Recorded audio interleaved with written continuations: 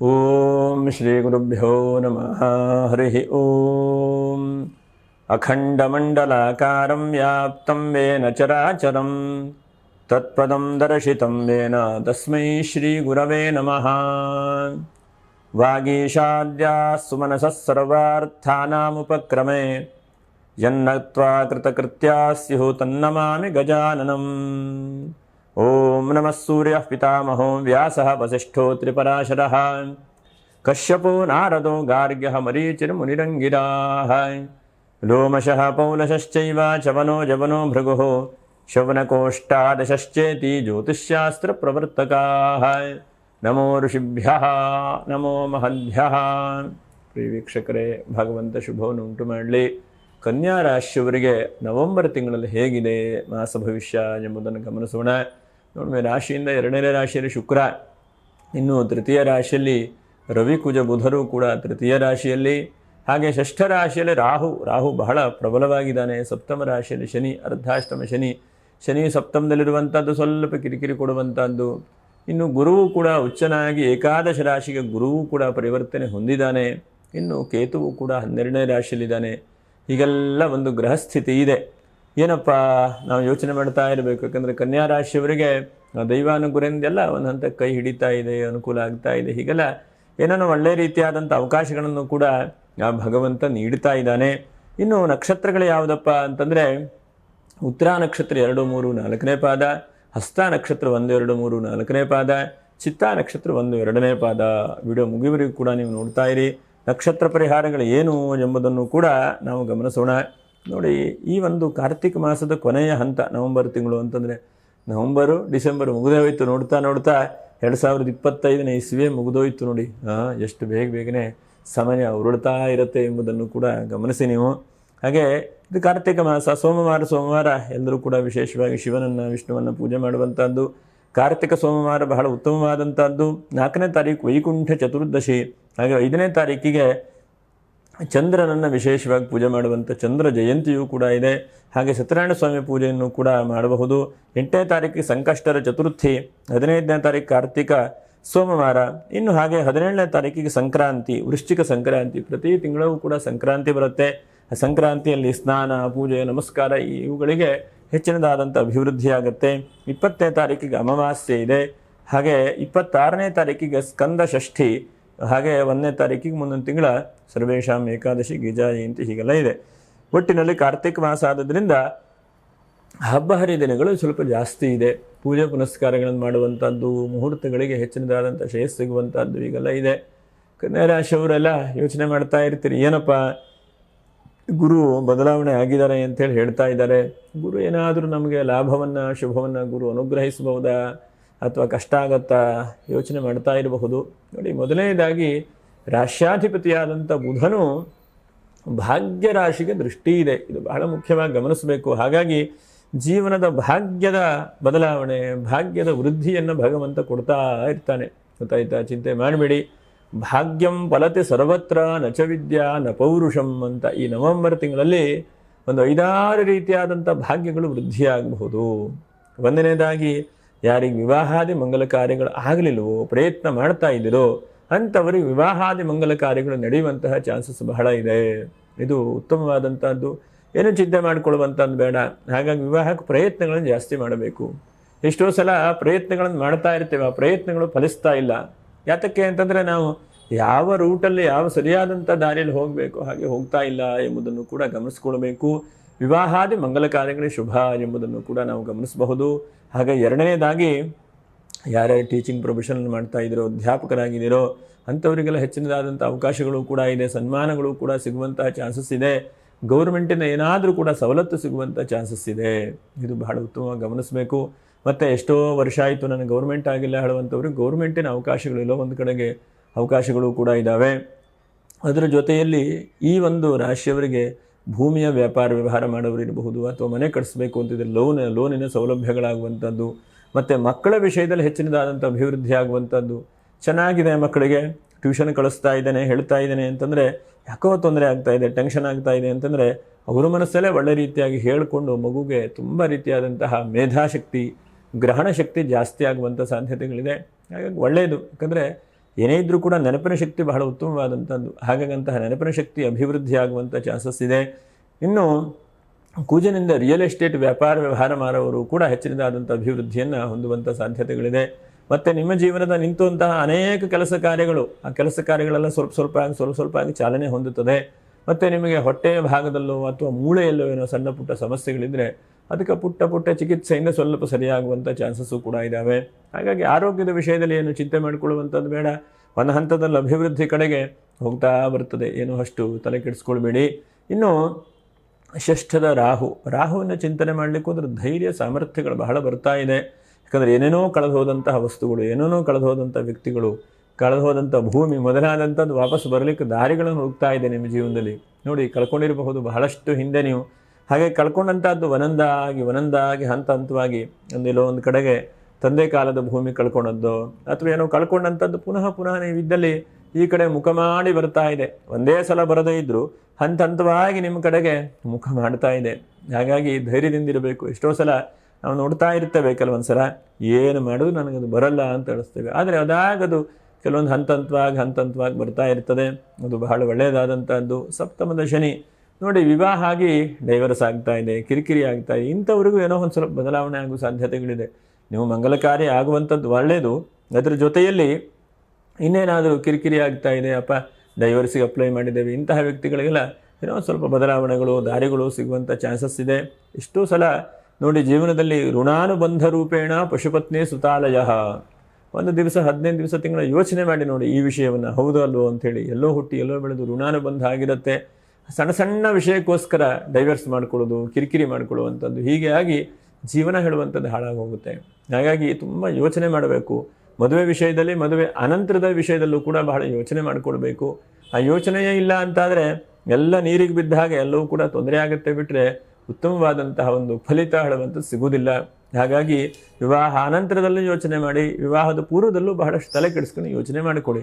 ಈ ಸಂಬಂಧ ಆಗಬಹುದಾ, ನನಗೆ ಅನುಕೂಲತೆಗಳು ಆಗಬಹುದಾ ಅಂಥೇಳಿ ಅದನ್ನು ಯೋಚನೆ ಮಾಡಬೇಕು ಬಹಳ ರೀತಿಯಾಗಿ. ಯಾಕಂದರೆ ಪ್ರತಿನಿತ್ಯ ನಾವು ಜಾತಕ ನೋಡುವಾಗ ಡೈವರ್ಸ್ ಆದ ಬರುತ್ತೆ, ಅಥವಾ ಮದುವೆ ಆಗದೆ ಇದು ಬರುತ್ತೆ, ಹೀಗೆ ನೂರಾರು ಸಮಸ್ಯೆಗಳು ಬರ್ತಾ ಇರುತ್ತೆ. ಒಟ್ಟಿನಲ್ಲಿ ಎಲ್ಲದಕ್ಕೂ ಕೂಡ ಪರಿಹಾರ ಸ್ವಲ್ಪ ತಾಳ್ಮೆ, ಯೋಚನೆ, ಒಂದಷ್ಟು ದೇವತಾ ಆರಾಧನೆ, ಮತ್ತು ಆ ಸಮಯವು ಕಳೆದ ಮೇಲೆ ಒಂದು ಒಳ್ಳೆಯ ರೀತಿಯಾದಂಥ ಉತ್ತಮವಾದಂಥ ಅವಕಾಶಗಳನ್ನು ಕೂಡ ಭಗವಂತ ನೀಡುತ್ತಾನೆ. ಹಾಗಾಗಿ ನಾವು ಕಾಲೋ ಗಚ್ಚತೆ ಧೀಮತಾಂ ಎಂಬುದಾಗಿ ಸುಭಾಷಿತದಲ್ಲಿ ಹೇಳಿದ್ರು. ಆ ಕಾಲದವರೆಗೆ ಧೀಮಂತರು, ಬುದ್ಧಿವಂತರು ಕಾಲ ಬರುವವರೆಗೆ ವೇಟ್ ಮಾಡ್ತಾರಂತೆ. ಹಾಗೂ ಕೂಡ ನಾವು ಕೂಡ ವೇಟ್ ಮಾಡಬೇಕು. ಒಂದೇ ಸಲ ಯಾವುದೇ ತೀರ್ಮಾನ ತೆಗೆದುಕೊಂಡು ಮುನ್ನುಗ್ಗಿ ಹೋಗುವಂತಹ ಪ್ರಯತ್ನಗಳು ಬೇಡ. ಇನ್ನು ಮುಂದುವರೆದಂತಹದ್ದು ಗುರುವಿನ ಒಂದು ಪರಿವರ್ತನೆ ಏನಪ್ಪ ಅಂತಂದರೆ, ಗುರು ಒಂದು ಹಂತಕ್ಕೆ ನಿಮ್ಗೆ ಒಳ್ಳೆಯದನ್ನೇ ಗುರು ನೀಡುತ್ತಾನೆ. ಒಂದು ಅಸಾಧ್ಯವಾದಂಥ ಕೆಲಸಗಳನ್ನು ಈ ತಿಂಗಳಲ್ಲಿ ಸಾಧನೆ ಆಗುವ ಹಾಗೆ ಗುರು ನೀಡುತ್ತಾನೆ. ಎಷ್ಟೋ ಸಲ ನಮಗೆ ಕೆಲಸ ಕಾರ್ಯಗಳು ಆಗತ್ತೆ, ಆದರೆ ಅಸಾಧ್ಯವಾಗೇ ಬಹಳ ಇರುತ್ತೆ. ಇವತ್ತಿನ ಜೀವನದಲ್ಲಿ ಅದಾಗಲ್ಲ, ಇದಾಗಲ್ಲ, ಅದು ಸಿಗಲ್ಲ, ಇದು ಸಿಗಲ್ಲ, ಅದು ನನಗೆ ಆಗಲ್ಲ, ನನ್ನ ಕೈ ಹತ್ತಲ್ಲ, ಇಂತಹದ್ದೇ ಜಾಸ್ತಿ ಆಗುತ್ತೆ. ಆದರೆ ಗುರು ಏಕಾದಶ ರಾಶಿಯಲ್ಲಿದ್ದಾನೆ. ಹಾಗಾಗಿ ಲಾಭವನ್ನು ಗುರು ಕೊಡ್ತಾ ಇರ್ತಾನೆ. ಒಂದು ಕಡೆಗೆಲ್ಲೋ ಒಂದು ಪುಟ್ಟದಾದಂಥ ಬಿಸ್ನೆಸ್ಸನ್ನು ಶುರು ಮಾಡಿದಿರಿ, ಆ ಬಿಸ್ನೆಸ್ ಹಂತವಾಗಿ ಬೆಳೀತಾ ಇದೆ. ಯಾಕಂದರೆ ಒಂದೇ ಸಲ ನೀವೇನು ಮಾಡ್ತೀರಿ, ಅದನ್ನು ಕಟ್ ಮಾಡ್ಕೊಂಡ್ಬಿಡ್ತೀರಿ. ನೀವು ಹಾಗೆ ಮಾಡ್ಕೊಳ್ಳಿಕ್ಕೆ ಹೋಗಬೇಡಿ. ಎಲ್ಲದಕ್ಕೂ ಕೂಡ ಸಮಯ ಕೊಡಬೇಕು. ನೋಡಿ, ಒಂದು ತೆಂಗಿನ ಸಸಿಯನ್ನು ನಾವು ನೆಡ್ತೇವೆ ಅಲ್ವಾ, ಆ ತೆಂಗಿನ ಸಸಿ ನೆಟ್ಟ ತಕ್ಷಣವೇ ಅದಕ್ಕೆ ಫಲ ಬರಲಿಕ್ಕೆ ಸಾಧ್ಯವೇ ಇಲ್ಲ. ಹಂತವಾಗಿ ಗಿಡವಾಗಿ ಮರವಾಗಿ ಬರುತ್ತೆ. ಹಾಗೆ ಜೀವನದಲ್ಲಿ ಪ್ರತಿಯೊಂದಕ್ಕೂ ಕೂಡ ನಾವು ತಾಳ್ಮೆಯನ್ನು, ಸಮಯವನ್ನು ಜೀವನದಲ್ಲಿ ಕೊಡಬೇಕು. ಆ ಸಮಯವನ್ನು ನಾವು ಕೊಟ್ಟಿಲ್ಲ ಅಂತಂದರೆ ತಪ್ಪು ನಮ್ಮದೇ, ಬಿಟ್ಟರೆ ಆ ಸಮಯದ್ದು ಬೇರೆಯವ್ರದ್ದು ಅಥವಾ ನಾವು ಮಾಡದಂಥ ಕೆಲಸದ್ದಲ್ಲ. ಹಾಗಾಗಿ ಅಂತಹ ಸಮಯ ಕೊಡುವಂಥ ಪ್ರಯತ್ನವನ್ನು ಮಾಡಿ. ಗುರು ಈ ತಿಂಗಳಲ್ಲಿ ನಿಮಗೆ ಒಂದು 5-6 ರೀತಿಯಾದಂಥ ಫಲಗಳನ್ನು ನೀಡುವಂಥ ಸಾಧ್ಯತೆಗಳಿದೆ. ಒಂದನೇ ಫಲ ಏನಪ್ಪ ಅಂತಂದರೆ, ಗುರು ಹುಚ್ಚನಾಗಿದ್ದಾನೆ. ಆದಷ್ಟು ನಿಮ್ಮ ಮನಸ್ಸನ್ನು ಧರ್ಮ ಮಾರ್ಗದಲ್ಲಿ ಪ್ರಯತ್ನ ಮಾಡ್ತಾ ಇರ್ತಾನೆ. ಗುರು ಒಳ್ಳೆಯದಾಗಲಿ ಹೇಳುವಂತಹ ಪ್ರಯತ್ನಗಳನ್ನು ನಿಮ್ಮ ಮೂಲಕವಾಗಿ ಭಗವಂತನು ನಡೆಸ್ತಾ ಇರ್ತಾನೆ. ಅದು ಬಹಳ ಒಳ್ಳೆಯದಲ್ವ. ಯಾಕಂದರೆ ಗುರು ಒಳ್ಳೆಯದನ್ನೇ ಸದಾಕಾಲ ಪ್ರಯತ್ನ ಮಾಡ್ತಾ ಇರ್ತಾನೆ. ಅದರಲ್ಲಿ ಹುಚ್ಚನಾದಂಥ ಸ್ಥಿತಿ ಇದ್ದರೆ ಒಳ್ಳೆಯದಾಗುವಂತಹ ಒಂದು ದಾರಿಗಳನ್ನು ಗುರು ಹುಡುಕ್ತಾ ಇರ್ತಾನೆ. ಎರಡನೇದಾಗಿ, ಯಾರಿಗೆ ಹಣಕಾಸನ್ನು ಕೊಟ್ಟಿದ್ದರು, ಯಾಕಂದರೆ ಕನ್ಯಾ ರಾಶಿಯವರು ಲೆಕ್ಕಾಚಾರದ ವ್ಯಕ್ತಿಗಳೇ, ಆದರೆ ಕೆಲವೊಂದು ಸಲ ಲೆಕ್ಕಾಚಾರ ಸ್ವಲ್ಪ ವ್ಯತ್ಯಾಸ ಆಗಿ ಹೋಗ್ತದೆ. ಹಾಗಾಗಿ ಕೊಟ್ಟಂಥ ಹಣ ಸ್ವಲ್ಪ ವಾಪಸ್ ಬರುವಂಥ ಸಾಧ್ಯತೆಗಳಿದೆ. ಇದು ಬಹಳ ಮುಖ್ಯವಾಗಿ ಗಮನಿಸಬೇಕು. ಹಾಗೆ ಪ್ರಯತ್ನಾದಿಗಳನ್ನು ಕೂಡ ಒಳ್ಳೆಯ ರೀತಿಯಾಗಿ ಆಗುವ ಹಾಗೆ ಮಾಡಬೇಕು. ಆ ಗುರುವಿನ ಅನುಗ್ರಹದಿಂದ ಹಣಕಾಸಿನಲ್ಲೂ ಕೂಡ ಅಭಿವೃದ್ಧಿ ಆಗುವಂಥ ಸಾಧ್ಯತೆಗಳು. ಮೂರನೇದಾಗಿ, ಮಂಡಿ ನೋವಾಗುವಂಥದ್ದು, ಕಣ್ಣಲ್ಲೇನೋ ಸಮಸ್ಯೆ ಆಗುವಂಥದ್ದು, ಹೊಟ್ಟೆಲೇನೋ ಸಮಸ್ಯೆ ಇದೆ. ಇಂಥ ಸಮಸ್ಯೆ ಇರುವಂಥ ವ್ಯಕ್ತಿಗಳು ಏನು ಸಾಧ್ಯ ಆಗುತ್ತೋ ಅಷ್ಟು ಗುರುನಾಮಸ್ಮರಣೆ ಮಾಡ್ತಾ ಬನ್ನಿ. ಆ ಗುರುಗಳ ಅನುಗ್ರಹದಿಂದ ಎಲ್ಲೋ ಒಂದು ಕಡೆಗೆ ನಿಮಗೆ ಹೆಚ್ಚಿನದಾದಂಥ ಅವಕಾಶಗಳನ್ನು ಕೂಡ ಗುರು ಕೊಡ್ತಾನೆ. ಹಾಗೆ ಗುರು ಯಾವತ್ತೂ ಕೂಡ ಕೈ ಬಿಡುವುದಿಲ್ಲ. ಎಲ್ಲೋ ಒಂದು ಕಡೆ ನಿಮಗೆ ದಾರಿ ಆಗುವ ಹಾಗೆ ಗುರು ಅನುಗ್ರಹಿಸ್ತಾನೆ. ಹಾಗೆ ನಾಲ್ಕನೇದಾಗಿ ಬಹಳ ಮುಖ್ಯವಾಗಿ ಗಮನಿಸುವಂಥದ್ದು ನೋಡಿ, ಯಾರೋ ಒಬ್ಬರ ಹತ್ರ ನೀವು ಮಾತು ಕೊಟ್ಕೊಂಡು ನಿಮ್ಮ ಜೀವನದಲ್ಲಿ 16 ವರ್ಷದಿಂದ ಮಾಡಲಿಕ್ಕೆ ಆಗದೆ ಒದ್ದಾಡ್ತಾ ಇದ್ದೀರಿ. ಅದನ್ನು ಮಾಡಿಕೊಡ್ತೇನೆ ಅಂತಂದರೆ ನಿಮ್ಗೆ ಯಾವುದೋ ಕಷ್ಟ, ಯಾವುದೋ ಸಮಸ್ಯೆ, ಒಟ್ಟಿನಲ್ಲಿ ಅದು ಬಗೆಹರಿತಾ ಇಲ್ಲ. ಇಂತಹ ಒಂದು ಪರಿಸ್ಥಿತಿಯಲ್ಲಿ ಆ ಭಗವಂತನ ಗುರು ಯಾವುದೋ ಒಂದು ರೀತಿಯಲ್ಲಿ ಬಗೆಹರಿವಾಗಿ ಮಾಡ್ತಾನೆ. ಹಾಗೆ ಮಾತು ಕೊಟ್ಟಂತಹ ಮಾತನ್ನು ಗುರು ಉಳಿಸ್ತಾನೆ. ಅದನ್ನು ಧರ್ಮದ ಮೂಲಕವಾಗಿ ಒಳ್ಳೆ ರೀತಿಯಾಗಿ ಗುರು ಕೈ ಬಿಡುವುದಿಲ್ಲ. ಹಾಗೆ ಗುರುವಿನ ಅನುಗ್ರಹದಿಂದ ನೆಕ್ಸ್ಟ್ ಮುಂದೆ ಕಾಣಿಸುವಂಥದ್ದು 12ನೇ ರಾಶಿಯ ಕೇತು ಸ್ವಲ್ಪ ತಂದೆ ತಾಯಿಯವರು ಹಿರಿಯರ ವಿಷಯದಲ್ಲಿ ಸ್ವಲ್ಪ ಜಾಗೃತ ವಹಿಸ್ಕೊಳ್ಳಿ. ಅದರ ಜೊತೆಲಿ ಸ್ವಲ್ಪ ಆಸ್ತಿಪಾಸ್ತಿಗಳಲ್ಲಿ ಸ್ವಲ್ಪ ಲಾಭ ಆಗುವಂಥ ಸಾಧ್ಯತೆಗಳಿದೆ. ಯಾಕಂದರೆ ಕುಜ ಮತ್ತು ರವಿ ಎರಡೂ ಗ್ರಹಗಳು ಒಟ್ಟಿಗೆ ಇರೋದ್ರಿಂದ ಆಸ್ತಿಪಾಸ್ತಿಗಳಲ್ಲಿ ಸ್ವಲ್ಪ ಲಾಭ ಆಗುವಂಥದ್ದು ಮತ್ತು ಡಿಜಿಟಲ್ ಮಾರ್ಕೆಟಿಂಗ್ ಯಾರ್ಯಾರು ಮಾಡ್ತಾ ಇದ್ದಾರೋ ಅಂಥವ್ರಿಗೆ ಹೆಚ್ಚಿನದಾದಂಥ ಅವಕಾಶಗಳು ಕೂಡ ಇದ್ದಾವೆ. ಚಿಂತೆ ಮಾಡಿಬಿಡಿ, ಎಲ್ಲೋ ಒಂದು ಕಡೆಗೆ ಆ ಭಗವಂತನ ನಿಮಗೆ ದಾರಿಯನ್ನು ಹಂತ ಹಂತವಾಗಿ ಕೊಡ್ತಾ ಹೋಗ್ತಾನೆ. ಹಾಗಾಗಿ ಈ ತಿಂಗಳಲ್ಲಿ ನೀವು ಸಮಯವನ್ನು ಕೊಡುವಂಥ ಪ್ರಯತ್ನವನ್ನು ಮಾಡಿ ಮತ್ತು ಅದರ ಜೊತೆಯಲ್ಲಿ ಎಷ್ಟು ಸಾಧ್ಯ ಆಗುತ್ತೋ ಅಷ್ಟು ಭಗವಂತನ ನಾಮಸ್ಮರಣೆ ಮಾಡ್ತಾ ನಿಮ್ಮ ಕೆಲಸ ಕಾರ್ಯಗಳನ್ನು ಏನು ಮಾಡ್ತಾ ಇದ್ರೋ ಅದನ್ನು ಪ್ರಾಮಾಣಿಕವಾಗಿ ಒಂದು ಹಂತ ಮುಂದೆ ಹೋಗ್ತಾ ಬನ್ನಿ. ತಲೆ ಕೆಡಿಸ್ಕೊಂಡು ಚಿಂತೆ ಮಾಡಿ ಏನೂ ಆಗಲಿಲ್ಲ ಇಂಥದ್ದೆಲ್ಲ ಬೇಡ. ಭಗವಂತ ಕೊಟ್ಟೇ ಕೊಡ್ತಾನೆ. ಒಂದು 5-6 ವಿಷಯದಲ್ಲಿ ಜಾಗ್ರತೆ. ಒಂದು, ಗೃಹಿಣಿಯರು ಸ್ವಲ್ಪ ಜಾಗ್ರತೆಯಲ್ಲಿ ಇಟ್ಕೊಳ್ಬೇಕು. ಯಾಕಂದರೆ ನೀರಿಂದ ಏನೋ ಸಣ್ಣ ಪುಟ್ಟ ಸಮಸ್ಯೆಗಳು ತೊಂದರೆಗಳು ಬೀರುವಂಥ ಸಾಧ್ಯತೆಗಳಿದೆ. ನೀರಿನ ವಿಷಯದಲ್ಲಿ ಸ್ವಲ್ಪ ಜಾಗ್ರತೆ ಒತ್ತಿ ಹೇಳ್ತೇನೆ. ಹಾಗೆ ಎರಡನೇದಾಗಿ ಯಾವುದೋ ಒಬ್ಬರು ಗೊತ್ತಿಲ್ಲದೇ ಇರುವಂಥ ವ್ಯಕ್ತಿಗಳಿಂದ ದಿಢೀರ್ನೇನೋ ಸಮಸ್ಯೆ ಆಗುವಂಥದ್ದು. ಯಾಕಂದರೆ ಯಾರಿಗೋ ದುಡ್ಡು ಕಳಿಸ್ಲಿಕ್ಕೆ ಹೋಗಿ ಯಾರೋ ಆಗುವಂಥದ್ದು, ತೊಂದರೆ ಆಗುವಂಥದ್ದು. ಹಾಗಾಗಿ ಎಲ್ಲ ನಿಗಾ ವಹಿಸ್ಕೊಂಡು ಸರಿಯಾಗಿ ಹಣಕಾಸಿನ ವ್ಯವಸ್ಥೆಯನ್ನು ಜಾಗೃತ ವಹಿಸ್ಕೊಳ್ಳಿ. ಮೂರನೇದಾಗಿ ಅಲ್ಪ ಸ್ವಲ್ಪ ಯಾವುದೋ ಒಂದಷ್ಟು ಕಳ್ಕೊಳ್ಳುವಂಥ ಸಾಧ್ಯತೆಗಳಿದೆ. ಹೇಗೆ ಬರುತ್ತೆ ಅಂತೇಳಿ ಹೇಳಿದ್ನೋ ಅದೇ ತರಹ ಸಪ್ತಮದಲ್ಲಿ ಶನಿ ಇದ್ದಾನೆ. ಹಾಗೆ ಆಟೋದಲ್ಲಿ ಹೋಗ್ತಾ ಇರ್ತೀರಿ, ಯಾವುದೋ ಬ್ಯಾಗ್ ಬಿಟ್ಟು ಹೋಗಿಬಿಡ್ತೀರಿ. ಅವರು ನಂಬರ್ ಹುಡುಕಿ ಮಾಡಿದರೆ ಸಂತೋಷ, ಅಥವಾ ಎಲ್ಲೋ ಹೊತ್ತಾಕಿ ಅಥವಾ ಏನೋ ಮಾಡಿದ್ರೆ ಹೋಯಿತು, ಅಥವಾ ವಾಸ್ ಕೊಡುವಂತಹ ಮನಸ್ಥಿತಿ ಇದ್ದರೆ ಪರವಾಗಿಲ್ಲ, ಇಲ್ಲಾಂದರೆ ಕಷ್ಟ ಹೋಗ್ತದೆ. ಹಾಗಾಗಿ ನೀವು ಸ್ವಲ್ಪ ನಿಮ್ಮ ವಸ್ತುಗಳಿಗೆ ಅಥವಾ ನಿಮ್ಮ ಹಣದ ವಿಷಯದಲ್ಲಿ ತುಂಬ ಈ ತಿಂಗಳಲ್ಲಿ ಜಾಗ್ರತೆ ವಹಿಸ್ಕೊಳ್ಬೇಕು.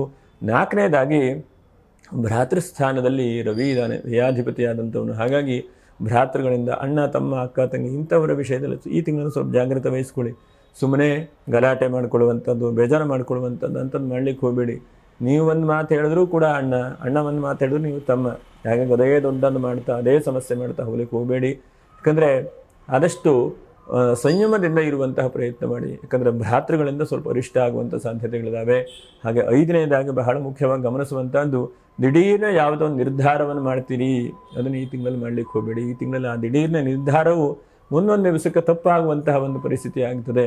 ಯಾಕಂದರೆ ದುಡ್ಡಿದೆ ಅಂತೇಳಿ ಎಲ್ಲೋ ಒಂದು ಕಡೆ ತೆಗೆದುಕೊಂಡು ಹಾಕುವಂಥದ್ದು ಆ ಥರ ಎಲ್ಲ ಮಾಡ್ಕೊಳ್ಳಿಕ್ಕೆ ಹೋಗಬೇಡಿ. ಯಾಕಂದರೆ ಭಗವಂತನು ಶುಕ್ರನು ಗುರುವು ನಿಮಗೆ ಹಣಕಾಸನ್ನು ಬಹಳ ಒಳ್ಳೆ ರೀತಿಯಾಗಿ ಅನುಗ್ರಹಿಸ್ತಾ ಇದ್ದಾನೆ. ನೋಡಿ, ಕೆಲಸ ಇಲ್ಲದೇ ಇದ್ದಂಥವ್ರಿಗೆ ಭಗವಂತ ಕೆಲಸ ಕೊಟ್ಟ. ಹಿಂದೆ ದಶಮದಲ್ಲಿ ಗುರು ಇದ್ದಾಗ ಬಹಳ ಜನಕ್ಕೆ ಉದ್ಯೋಗ ಹೇಳುವಂಥದ್ದು ವೃದ್ಧಿಯಾಗಿದೆ. ಉದ್ಯೋಗದಲ್ಲಿ ಒಳ್ಳೆ ರೀತಿಯಾದಂಥ ಅವಕಾಶಗಳನ್ನು ಕೂಡ ಗುರುವು ನೀಡಿದ್ದಾನೆ. ಹಾಗಾಗಿ ಉದ್ಯೋಗ ಇದೆ, ಸಂಬಳ ಬರ್ತಾ ಇದೆ ಅಂತಾದರೆ ಒಂದು 5%, 10% ಆದರೂ ಕೂಡ ಎಲ್ಲೋ ಒಂದು ಕಡೆಗೆ ಲಾಂಗ್ ಟರ್ಮ್ ಇನ್ವೆಸ್ಟ್ಮೆಂಟ್ ಮಾಡಿಕೊಂಡು ಜೀವನದ ಕೊನೆಯ ಹಂತಕ್ಕೆ ನನಗೆ ಜೊತೆಯಲ್ಲಿ ಒಂದು ಕಷ್ಟ ಬಂದಾಗ ಇವತ್ತಿನ ಕಾಲಕ್ಕೆ ಹುಷಾರಿಲ್ಲ ಅಂತಾದರೆ ಏನು ಇನ್ಸೂರೆನ್ಸು ಅಂತಂದ್ರೂ ಕೊನೆಗೆ ನಮ್ಮ ಕೈಯಲ್ಲಿ ದುಡ್ಡಿದ್ದರೆ ಮಾತ್ರ ಅನುಕೂಲಗಳಾಗುತ್ತೆ. ಅಥವಾ ಯಾವುದೇ ಒಂದು ವ್ಯವಸ್ಥೆಗೂ ಕೂಡ ಅರ್ಜೆಂಟಾಗಿ ಹೋಗಬೇಕು ಅಂತ ನಮ್ಮ ಕೈಯಲ್ಲಿ ಹಣಕಾಸು ಬೇಕಾಗುತ್ತೆ. ಹಾಗಾಗಿ ಒಂದು ಕಡೆಗೆ ಲಾಂಗ್ ಟರ್ಮ್ ಇನ್ವೆಸ್ಟ್ಮೆಂಟನ್ನು ಮಾಡಿ. ಯಾಕಂದರೆ ಶುಕ್ರನು 2ನೇ ರಾಶಿಯಲ್ಲಿದ್ದಾನೆ ನಿಮಗೆ. ಹಾಗಾಗಿ ಈ ಸಮಯದಲ್ಲಿ ಏನೇನು ಪ್ಲ್ಯಾನ್ ಮಾಡ್ತಿರೋ, ಏನೇನು ಇಡ್ತೀರೋ ಆ ಲಾಭಾಂಶಗಳನ್ನು ಗುರು ಕೊಡ್ತಾನೆ. ಗುರುವು ಕೂಡ ಲಾಭದಲ್ಲಿದ್ದಾನೆ. ಹಾಗೆ ಎಷ್ಟು ಸಾಧ್ಯ ಆಗುತ್ತೋ ಅಂತಹ ಪ್ರಯತ್ನಗಳನ್ನು ಮಾಡಿಕೊಳ್ಳಿ. ಮಿಕ್ಕಿರುವಂತಹ ಎಲ್ಲ ಒಳ್ಳೆ ರೀತಿಯಾದಂಥ ಫಲಗಳಿದೆ. ಈ ತಿಂಗಳಲ್ಲಿ 7ನೇ ತಾರೀಕು ಮತ್ತು 14ನೇ ತಾರೀಕು 2 ಬಹಳ ಉತ್ತಮವಾದಂಥ ಮುಹೂರ್ತ. ಏನಾದರೂ ದೇವತಾ ಆರಾಧನೆ, ಪ್ರಾರ್ಥನೆ, ನಮಸ್ಕಾರಗಳನ್ನು ಮಾಡಿಕೊಳ್ಳಿ. ಈ 2 ದಿವಸಗಳು ನಿಮಗೆ ಹೆಚ್ಚಿನದಾದಂಥ ಅಭಿವೃದ್ಧಿಯನ್ನು ಕೊಡಲಿಕ್ಕೆ ಸಾಧ್ಯತೆಗಳಿದ್ದಾವೆ. ಇನ್ನು ನಕ್ಷತ್ರ ಪರಿಹಾರಗಳು ಏನು? ಉತ್ತರ ನಕ್ಷತ್ರ 2, 3, 4ನೇ ಪಾದ. ಸಾಧ್ಯ ಆಗುತ್ತೋ ಅಷ್ಟು ವೆಂಕಟರಮಣ ಸ್ವಾಮಿಯನ್ನೇ ಪ್ರಾರ್ಥನೆ ಮಾಡಿ. ಕಲ್ಯಾಣ ಅದ್ಭುತ ಗಾತ್ರಾಯ ಕಾಮಿತಾರ್ಥ ಪ್ರದಾಯಿನೇ ಶ್ರೀಮದ್ ವೆಂಕಟನಾಥಾಯ ಶ್ರೀನಿವಾಸಾಯ ತೇ ನಮಃ. ವೆಂಕಟರಮಣ ಸ್ವಾಮಿಯನ್ನು ಪ್ರಾರ್ಥನೆ ಮಾಡಿಕೊಳ್ಳಿ. ಸಾಧ್ಯ ಆದ ಮಟ್ಟಿಗೆ ಪ್ರತಿನಿತ್ಯವೂ ಕೈ ಮುಗಿದು ಹೋಗುವಂಥ ಪ್ರಯತ್ನವನ್ನು ಮಾಡಿ. ಹಸ್ತ ನಕ್ಷತ್ರದವರು ನೋಡಿ, ಪಂಚಮಾಧಿಪತಿಯಾದಂತಹ ಗುರುವನ್ನೇ ಆರಾಧನಿಸಬೇಕು. ಎಷ್ಟಾಗುತ್ತೋ ಅಷ್ಟು ಪಂಚಮಕ್ಕೆ ಗುರು ನೀಚವಾದಂಥ ದೃಷ್ಟಿ, ಗುರುವಿನ ಕ್ಷೇತ್ರಕ್ಕೆ ಹೋಗುವಂಥದ್ದು, ಗುರುವಿನ ಆರಾಧನೆ ಮಾಡುವಂಥದ್ದು, ಗುರುಚರಿತ್ರೆ ಪಾರಾಯಣ ಮಾಡುವಂಥ ಪ್ರಯತ್ನ ಮಾಡಿ. ಆ ಗುರುಚರಿತ್ರೆಯ ಪಾರಾಯಣೆಯಿಂದ ಒಂದು ಹಂತವಾಗಿ ನಿಮಗೆ ಅಭಿವೃದ್ಧಿ ಆಗುವಂಥ ಸಾಧ್ಯತೆಗಳಿದೆ. ಗುರುವನ್ನೇ ಮೊರೆ ಹೋಗಿ. ಇನ್ನು ಚಿತ್ತಾ ನಕ್ಷತ್ರದವರು ಗಕಾರ ಗಣಪತಿ ಸಹಸ್ರನಾಮ, ಅಥವಾ ಗಣಪತಿಯ ಮಹಾಮಂತ್ರಗಳನ್ನು ಎಷ್ಟಾಗತ್ತೋ ಅಷ್ಟು ಪಠನೆ ಮಾಡ್ತಾ ಬನ್ನಿ. ಆ ಮಹಾಗಣಪತಿಯು ಹಂತ ಹಂತವಾಗಿ ನಿಮಗೆ ದಾರಿಯನ್ನು ಕೊಡ್ತಾನೆ, ಲಾಭವನ್ನು ಕೊಡ್ತಾನೆ. ಆ ಮಹಾಗಣಪತಿ ಅನುಗ್ರಹದಿಂದ ಎಲ್ಲ ಶುಭವಾಗಲಿ ಅಂತ ಹೇಳ್ತಾ ಮುಂದಿನ ವಿಡಿಯೋದಲ್ಲಿ ಮತ್ತೆ ಭೇಟಿ ಮಾಡೋಣ. ನಮಸ್ಕಾರ. ಲೋಕಾ ಸಮಸ್ತ ಸುಖಿನೋ ಭವಂತು, ಸಮಸ್ತ ಸನ್ಮಂಗಲಾನಿ ಭವಂತು. ನಮಸ್ಕಾರ.